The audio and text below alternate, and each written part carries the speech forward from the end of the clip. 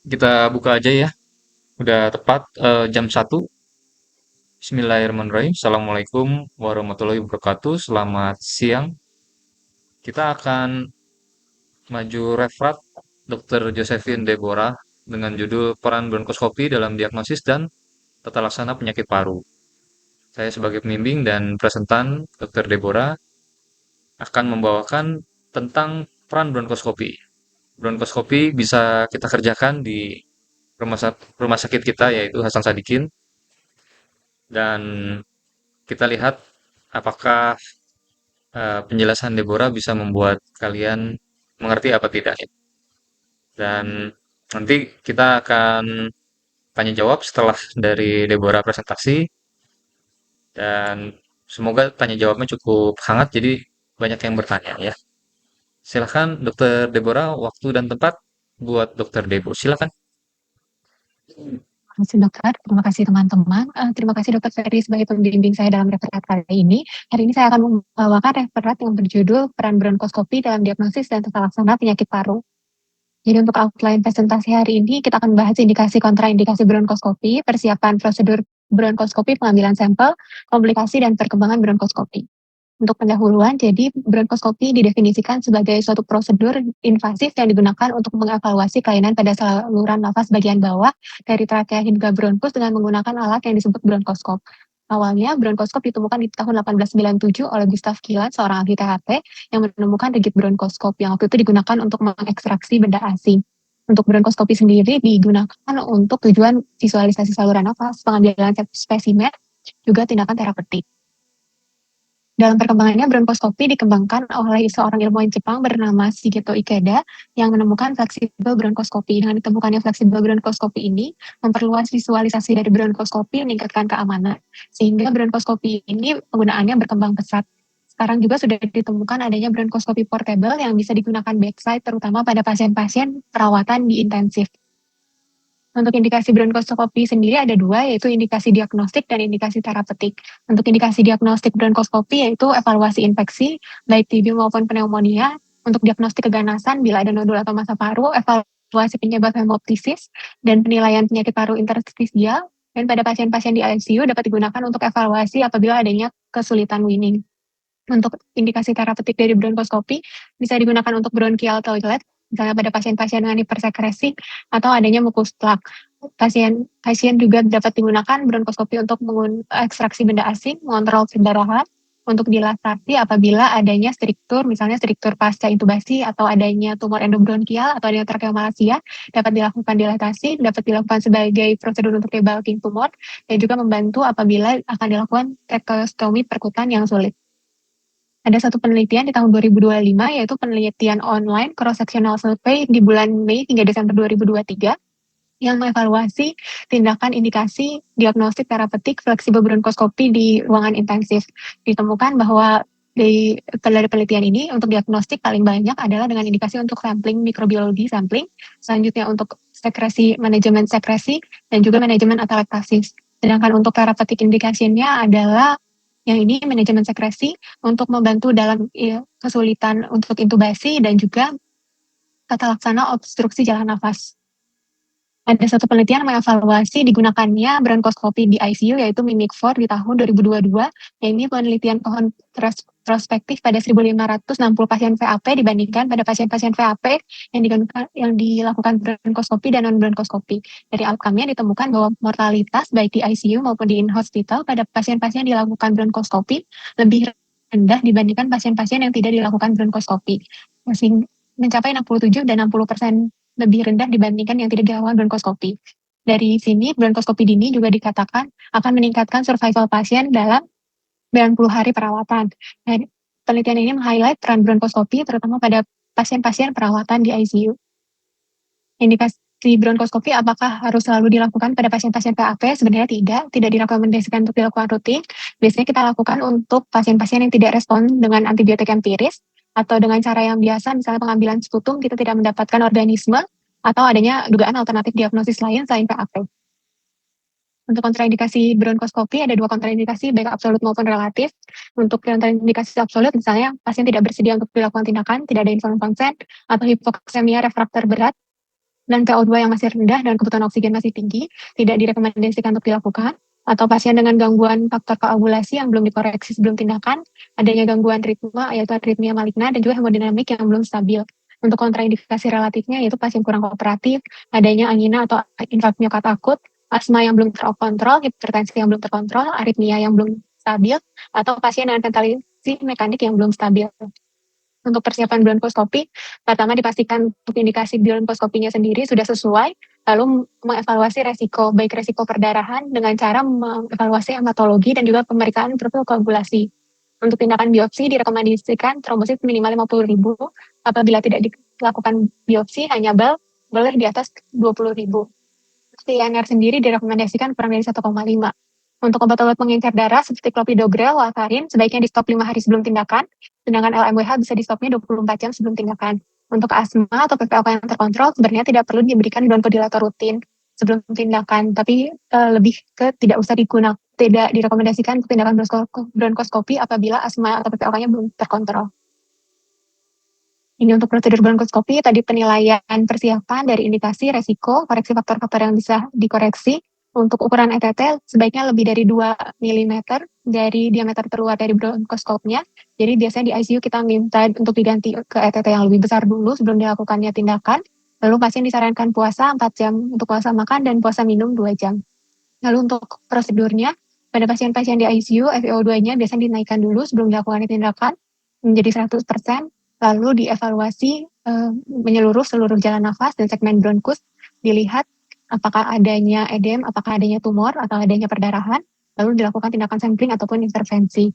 Setelahnya baru diatur lagi untuk pengaturan ventilator, lalu dievaluasi ulang tanda-tanda vital pada masa pemulihan. Jadi yang tadi dilakukan evaluasi menyeluruh seluruh jalan nafas selama dilakukan bronkoskopi. Di sini dibahas sedikit tentang anatomi. Jadi untuk lobus paru kanan nanti dibagi menjadi 3, yaitu lobus atas, tengah, dan bawah. Sedangkan lobus paru kiri dibagi menjadi 2, yaitu lobus atas, bawah, dan ada lingula. Jadi trakea akan bercabang menjadi main bronkus kanan dan main bronkus kiri. Lalu akan bercabang lagi menjadi bronkus lobaris yang akan bercabang lagi menjadi bronkus segmental. Bronkus segmental ini yang nanti dinamakan dari RB1 sampai RB10 dan LB1 sampai LB10. Jadi setiap segmen ini nanti dievaluasi saat bronkoskopi. Nanti tiap segmen RB1 akan bercabang lagi menjadi subsegmen dari tiap RB ini. Jadi gambarannya nanti di bronkoskopi akan seperti ini. Jadi akan bercabang dulu menjadi 2 kanan dan kiri, baru nanti bercabang menjadi bronkus lobaris, akan bercabang lagi menjadi bronkus segmental. 1, 2, 3 sampai ini 10. Yang kiri juga sama dari 1 sampai 10. Nanti yang dievaluasi apa? Yang dievaluasi ada tidaknya tumor, ada tidaknya eritema, ada tidaknya edema, ada tidaknya hipersekresi dari jalan nafas, atau kita bisa lihat adanya mukus plak yang menutup saluran nafas yang biasanya menyebabkan atelektasis. Lalu selanjutnya setelah dievaluasi jalan nafas, dilakukan sampling.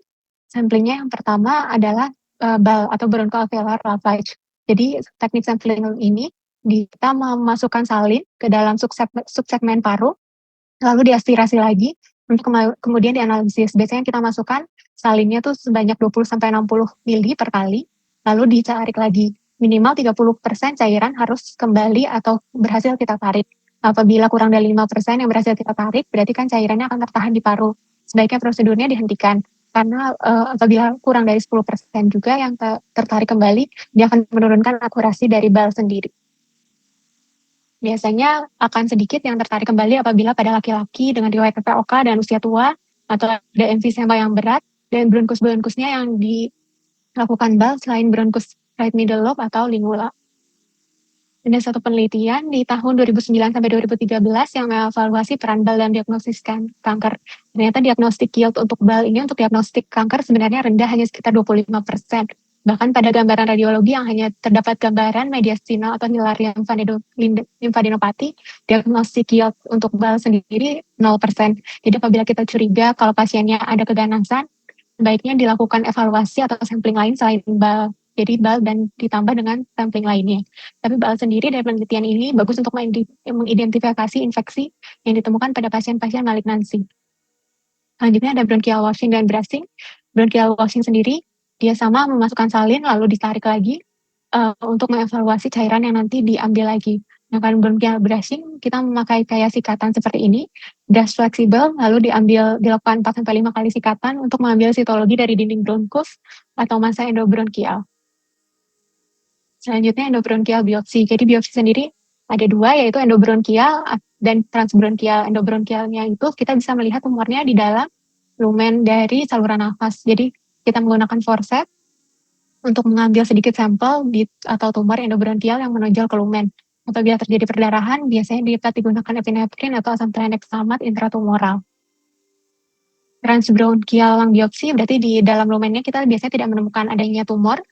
Lalu kita berdasarkan guiding, biasanya ya ini dari gambar ini yaitu guiding fluoroskopi, kita menuju ke segmen paru yang dimana dia terdapat tumor, lalu kita masukkan ke bronkus subsegmen, lalu secara blind kita mengambil parenkim baru menggunakan forceps ataupun cryo.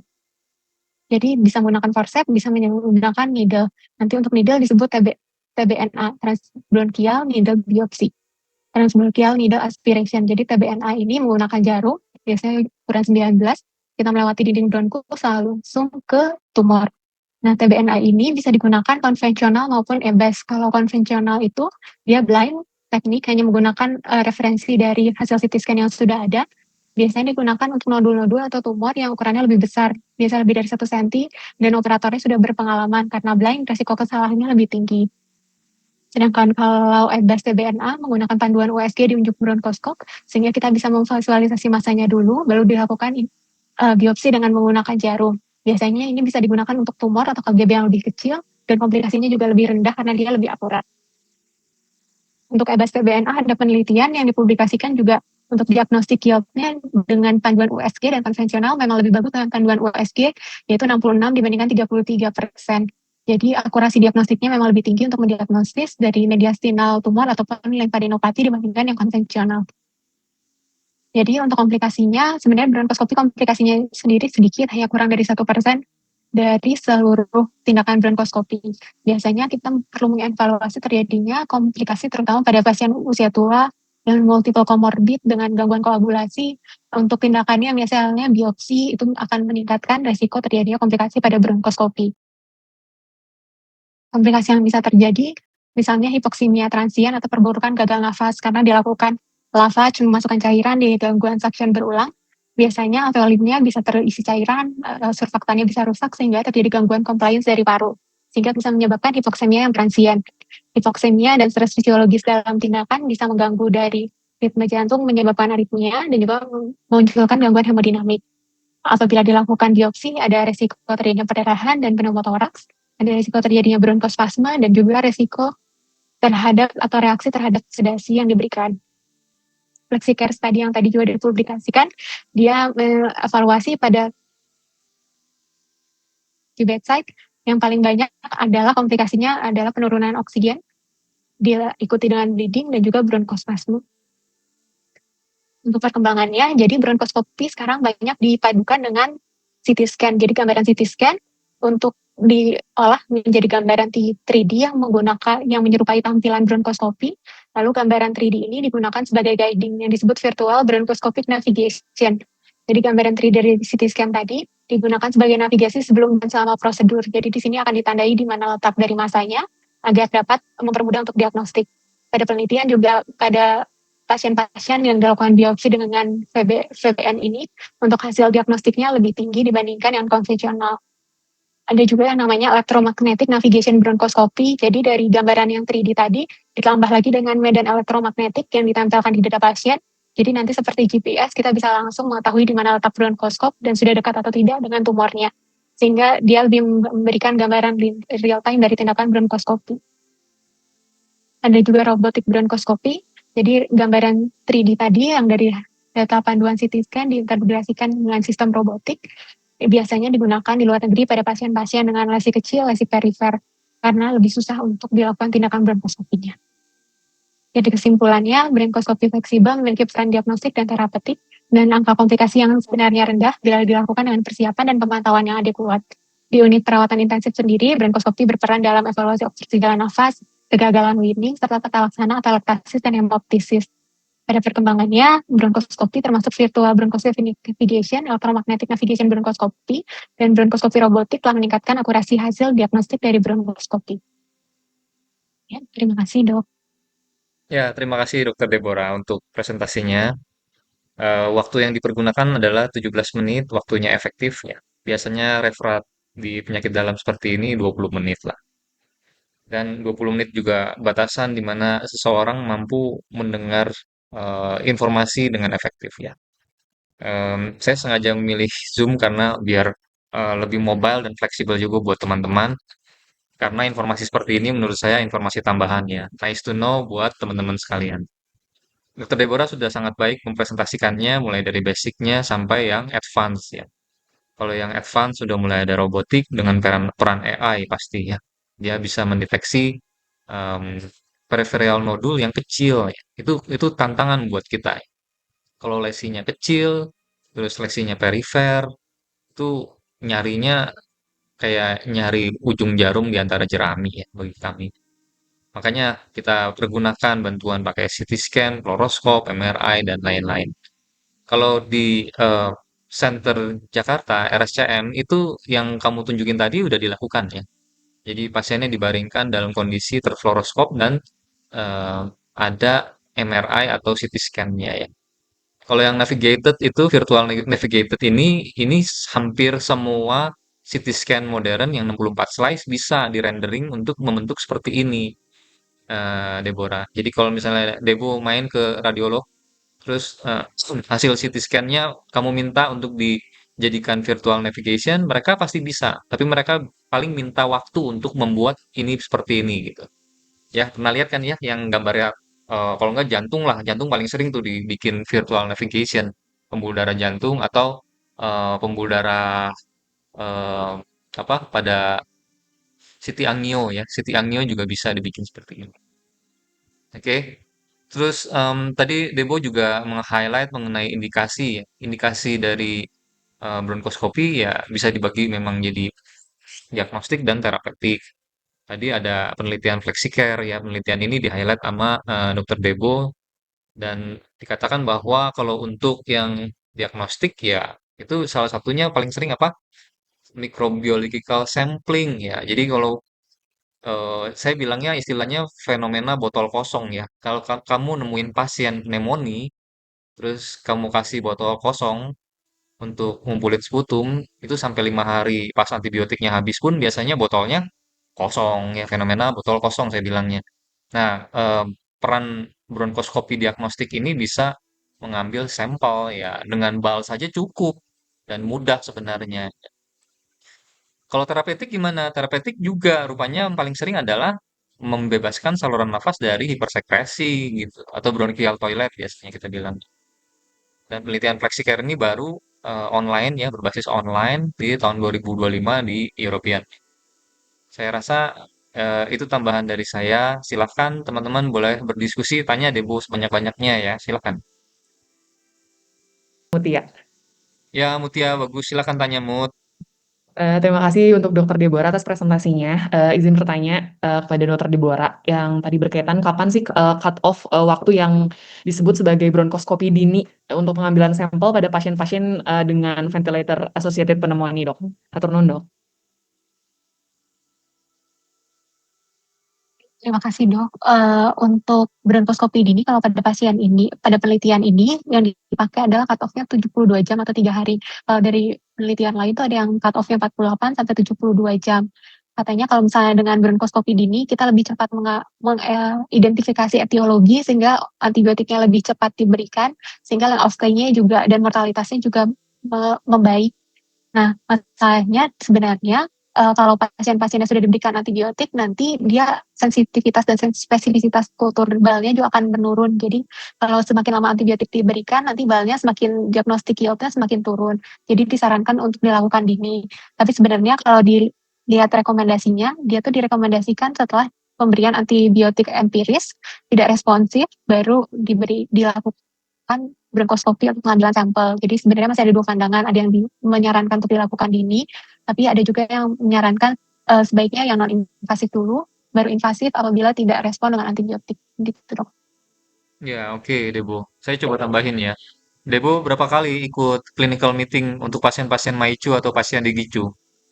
Pernah nggak? Dua, iya dok, yang minta bronkoskopi dok. Ya, baik yang nimbrung ataupun yang emang kamu sebagai pendamping ya. Kamu tahu kan ya, Dokter Leo itu Dokter Leo itu mikrobiologikal kami. Beliau sangat menyarankan untuk dilakukan bronchial toilet. Untuk apa? Ada yang tahu nggak? Debo tahu? Kalau pada pasien VAP,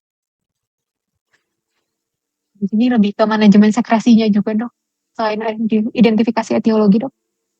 oke, ya setuju memang. Saya pakai analogi ya.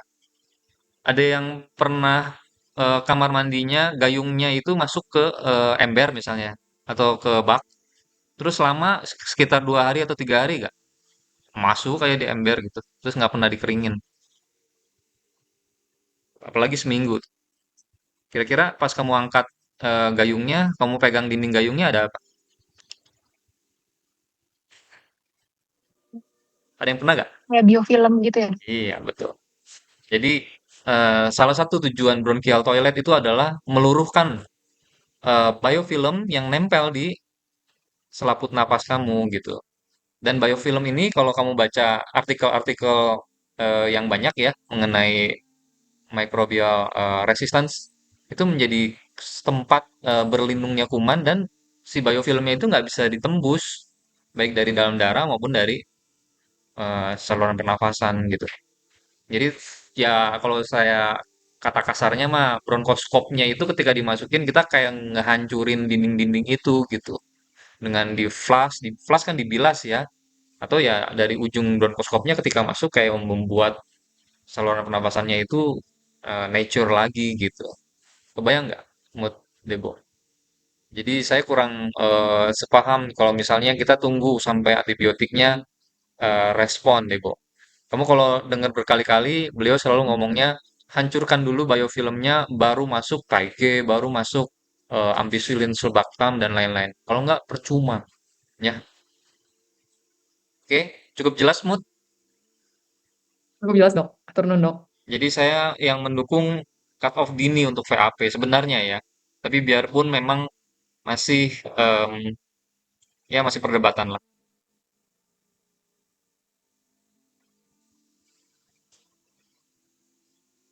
Oke, siapa lagi yang mau bertanya? Silahkan. Ayo banyak pertanyaan nih. Di sini ada Agatha, silakan Agatha mungkin mau nanya. Dok, Rosa dok. Gak apa-apa udah Oh, dikasih. Rosa, ya silakan Rosa. Iya, dok, menyambung yang tadi dok mengenai ventilator dok. Eh, untuk dokter Deborah, bagaimana peran bronkoskopi dalam pasien-pasien yang mungkin gagal winning ventilator dok? Apakah ada Oke, tempatnya dok? ya. Turun. Silakan Dokter Debo. Bukan gagal Dari gagal yang winning saya ya, baca gagal kalau winning misalnya mungkin gagal, ya. ya Ya. dok gagal winning Dok, gagal bisa winning. karena identifikasi etiologinya mungkin kurang pas, jadi antibiotiknya juga kurang pas. Jadi yang tadi untuk membersihkan biofilm terus mengambil sampel dari etiologinya itu membantu untuk tata laksana yang lebih tepat. Lalu yang lainnya bisa juga karena dia adanya mukus plak, jadi susah untuk winning, itu juga bisa dilakukan bronkoskopi, bronchial toilet untuk pembersihan obstruksi, atau jangan-jangan ada penyebab lain, misalnya ada infeksi jamur atau ternyata ada keganasan, itu semuanya bisa dilakukan sampling pada saat bronkoskopi dok untuk evaluasi lanjutan. Oke, pertama saya setuju jawaban Debo seperti itu. Tapi kalau misalnya ventilator ya, kalau saya bagus juga pertanyaannya ventilator nih. Sekarang pertanyaannya adalah kalau misalnya ventilator itu kan tujuannya adalah membantu ventilasi pernafasannya dengan memberikan pressure atau memberikan volume ke saluran nafas manusia diikuti dengan apakah mesinnya langsung atau ketika pasien bernafas kita bantu gitu ya. Nah, ketika kita mau winning, kita mau lepas ventilator perlahan-lahan, itu ada semacam kok sulit gitu. Ya Rosa ya, kok sulit. Debu juga pasti ngalamin nih. Kok sulit diturunin pressure-nya langsung takikardi, langsung tidak volumenya kecil-kecil. Jadi ventilatornya nggak bisa di-winning. Frekuensi nafas dari mesin diturunin, oh tiba-tiba langsung desaturasi dan lain-lain. Nah, kalau saya sih melihatnya begini, ya kita harus melihat secara holistik saluran nafas ya saluran nafas ya. Kalau bronkoskopi kan fungsinya adalah melihat saluran nafas, membersihkan saluran nafas gitu kan. Tapi permasalahannya adalah ini kan paru gitu. Paru bahkan digabung dengan kardiovaskuler dan kardiopulmoner ya. Kita harus lihat yang lainnya juga, Rosa ya. Jangan-jangan parenkim parunya kagak beres gitu. Saluran nafasnya udah kamu bersihin, parenkimnya masih radang atau pneumonia belum sembuh. Ya nggak mempan. Makanya kita diagnostik dengan pemeriksaan cairan balnya, periksa gram bal, atau kultur bal, atau jamur bal gitu ya. Terus apa lagi? Ya, kalau pasien gagal winning, lihat secara seluruhnya deh. Jangan-jangan masih banyak yang ongoing gitu, ya. Pasiennya jangan-jangan emang kardiovaskuler kadang-kadang penting juga ya. Pasiennya dekom, edem paru, terus alveolarnya nggak pernah bersih dan lain-lain, nggak sembuh-sembuh gitu. Ya, Rosa ya, tolong lihat lebih holistik pasien-pasien yang ke ventilator ya untuk teman-teman sekalian semua ya. Oke, cukup jelas? Jelas, Dok. Penuh, Dokter. Ya. Oke, ada lagi yang mau bertanya? Bebas dah, silahkan mau tanya apa aja, silahkan.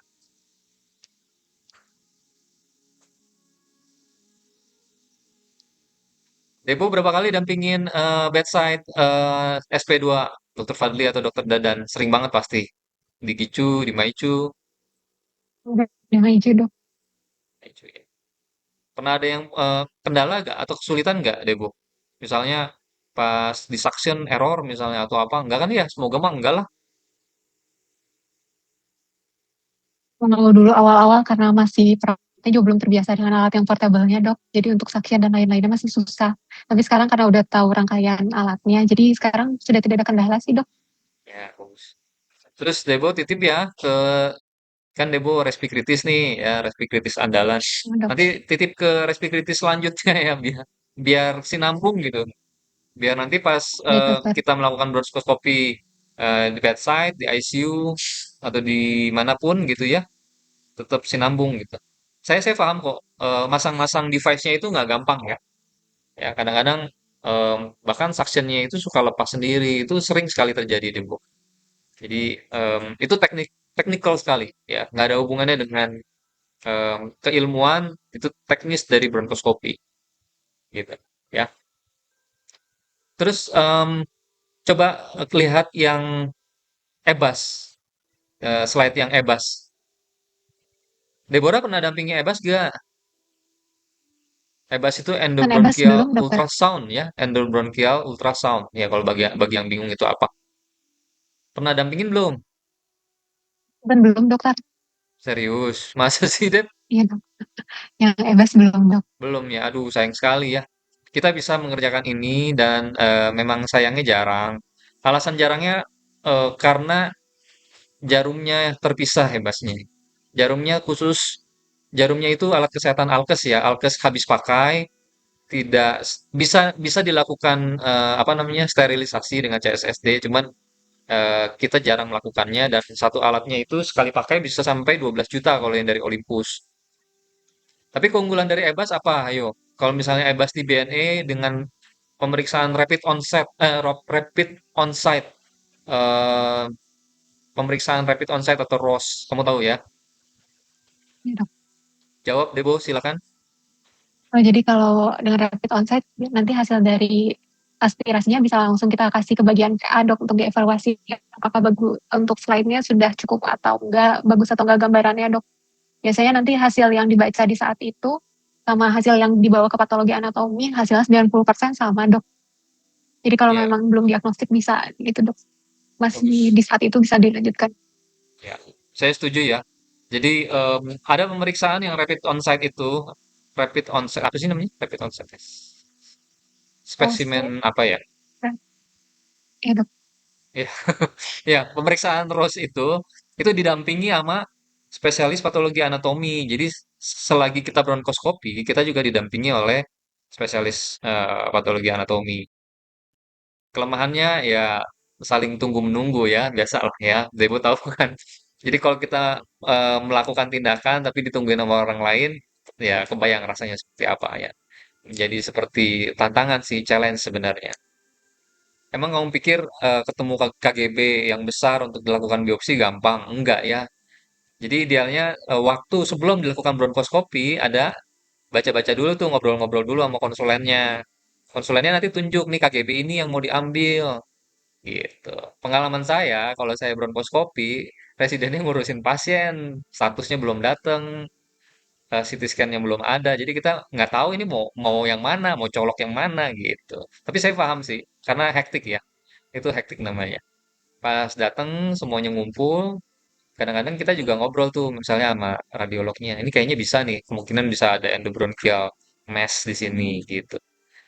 Kami sering saling tunjuk kalau nggak kita ambil KGB sini ya. Jadi sebelum perang, sebelum maju perang kita udah petakan dulu. Nanti kita mau periksa ini, periksa ini. Dari awal kita udah bilang ke Teh Reni atau Teh Eka, Teh Reni kayaknya nanti kita keluarin ebas ya.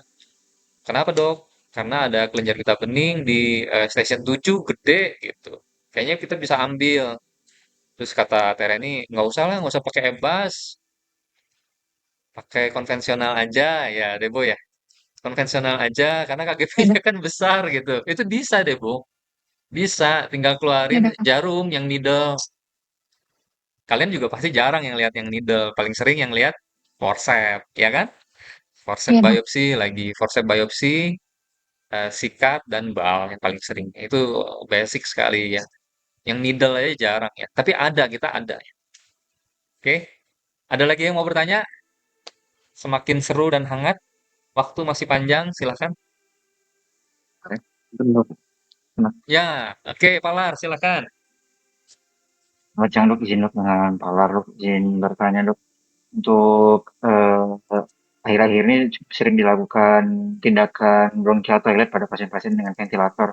Dan Ya, apakah sebetulnya tindakan tersebut eh, beneficial pada pasien yang sedang terventi dan sedang dalam kondisi VAP dok?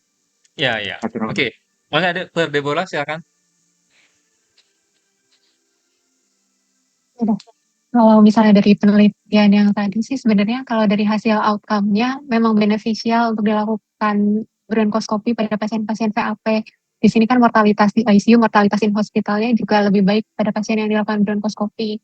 Tapi yang masih banyak perdebatan itu sebenarnya untuk cut off dilakukan tindakannya itu kapan sebaiknya. Katanya sih kalau misalnya dilakukan bronkoskopi pada pasien VAP nanti etiologinya lebih banyak ketemu dan untuk antibiotiknya lebih tepat. Jadi mortalitasnya kebanyakan lebih baik dan bronchial toilet juga kan dia bisa sebagai tata laksana tertasis, tata laksana mukus plak yang tadi sudah dijelaskan gitu dok. Tapi ya sebenarnya kalau direkomendasikan rutin tetap belum dok kalau dari hasil penelitian-penelitian ini. Tapi sebenarnya kalau dari ini udah mulai ada potensi untuk outcome-nya sebenarnya dilakukan bronkoskopi dibandingkan yang enggak tuh lebih bagus dilakukan bronkoskopi dok. Ya, oke. Dokter Palar cukup menangkap poin dari penelitian mimik 4 ini. Ini dok, atur dulu. Ya, oke. Deborah, kalau kamu ngelihat penelitian mimik 4 ini kan penelitian cohort retro ya. Apa saranmu misalnya melihat pasien penelitian-penelitian kayak gini? Udah kalau pasien ini kan sebenarnya bukan RCT ya dok ya. Ini kalau retrospektif sebenarnya kalau dilihat bronkoskopi dan non bronkoskopinya juga jauh. Yang bronkoskopinya 200. Dengan baseline-nya juga mungkin belum sama. Kalau bisa sih untuk kayaknya samplingnya harus lebih banyak dok. Yang dilakukan bronkoskopi dan non bronkoskopi dok. Kalau Ya, RCT sebenarnya tidak memungkinkan dok. RCT itu kelemahannya, sorry, kita kita cerita ke belakang dulu ya. Penelitian cohort retrospektif itu kita sering bilang sebagai real world data ya. Ini real world data. Jadi penelitian seperti ini tidak dianggap suatu kelemahan. Ini adalah penelitian sesungguhnya di dunia. Penelitian prospektif dan di randomized control trial misalnya satu di random misalnya pasien A, pasien A dikocok rupanya ini bronkoskopi ini enggak misalnya ya itu random namanya. Nggak mungkin blind ya kan? Orang bronkoskopinya tindakan yang nggak bisa kita sembunyikan kan? Berarti randomized control trial tapi nggak blind ya. Itu tetap bisa kita lakukan. Kenapa? Karena bronkoskopi itu sendiri bukan sesuatu yang melanggar etik. Ya kan? Misalnya pasien, oh ini tidak di bronkoskopi. Oh kamu melanggar etik kan semua pasien VAP harus di bronkoskopi. Enggak kan? Nggak ada pernyataan seperti itu deh, Bu. Sebetulnya Ya dok. pasien-pasien eh, ICU masih layak untuk dilakukan penelitian-penelitian prospektif yang meniru mungkin data-data dari mimik 4 ini gitu. Saya malah setuju, misalnya itu kan research question. Kamu kan tadi bertanya, hari keberapa sih VAP yang mau di bronkoskop, ya kan? Itu bisa sekali Iya. didesain dengan randomized control trial deh, iya gak? Baik dok. Misalnya Ya saya dok. nih, saya mau melakukan penelitian tesis S3. Satu pasien VAP, saya bronkoskopi segera. Satu lagi pasien VAP, saya bronkoskopi setelah tertrakeostomi. Itu kan dua dua arm yang berbeda. Itu bisa tuh dijadikan penelitian. Nangkep ya. Biasanya tracheostomi kan Ya. butuh seminggu atau 1,5 minggu tracheostomi late sama eh, apa namanya yang early onset. Ya, Valar ya. Oke, bagus, bagus banget. Ayo, Atur nuhun, Dok. Mutia udah, Rosa udah, Valar udah. Ayo silakan yang lain siapa lagi?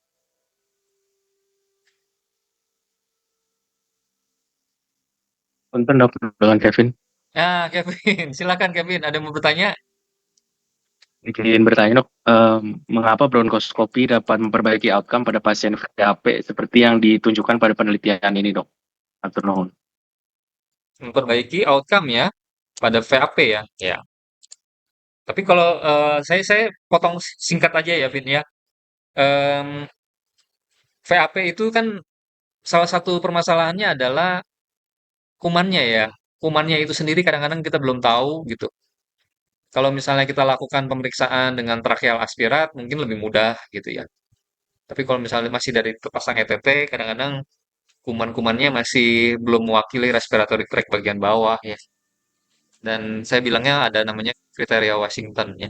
Kriteria Washington itu untuk menentukan apakah sputum kamu atau balnya itu mewakili respiratory tract bagian bawah apa enggak. Biasanya epitel di bawah 10 atau satu positif.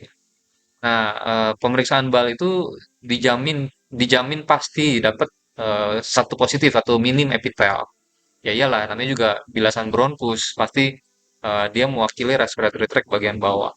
Nah, yang menariknya lagi, pengalaman kami, kultur-kultur dari bal itu cepat sekali tumbuh dibandingkan kultur dari sputum. Pengalaman kami ya. Jadi kalau misalnya kita kultur bal, biasanya 3 hari aja, biasanya udah bisa kita toel tuh ke patologi klinik. Udah tumbuh kuman belum gitu. Kalau dia bilang udah tumbuh kuman, tinggal tunggu hasilnya apa. Makanya nggak heran kamu pernah dengar kalau konsulen-konsulen kalian bilang di luar negeri mah hasil kultur cepat 3 hari. Itu sebetulnya benar secepat itu. Di kita juga secepat itu sebenarnya. Cuman kadang-kadang muncul di Fans Lab atau HC Lab-nya lebih lambat. Maksudnya kayak gitu ya. Jadi satu deteksi kuman lebih cepat, jadi kita bisa memberikan antibiotik definitif, Kevin. Dengan memberikan antibiotik definitif, target kuman, ya misalnya kumannya pada kena semua, terus kita lakukan bal ulang misalnya, dan bal ulangnya negatif kultur, ya berarti steril kan, mengalami sterilisasi saluran pernapasan. Outcome-nya biasanya lebih baik gitu. Terus kedua ya, efek dari bronchial toilet tadi yang tadi sudah dijelaskan dari pertanyaan-pertanyaan sebelumnya ya, bisa menghancurkan biofilm, bisa membuka mukus plak, atelektasis, dan lainnya. Oke, Vin? Oke, Ya good, dok, siap bagus. dok. Ya, Deborah, bikin kalimat penutup, silahkan. Tutup aja yuk. Baik dokter.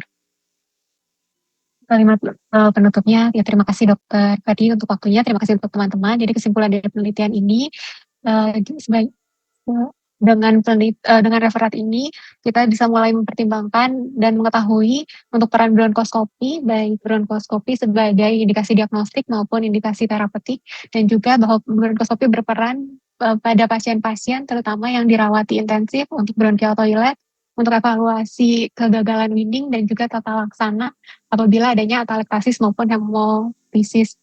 Ya, terima kasih untuk perhatiannya. Selamat siang, atur nuhun dokter dan teman-teman.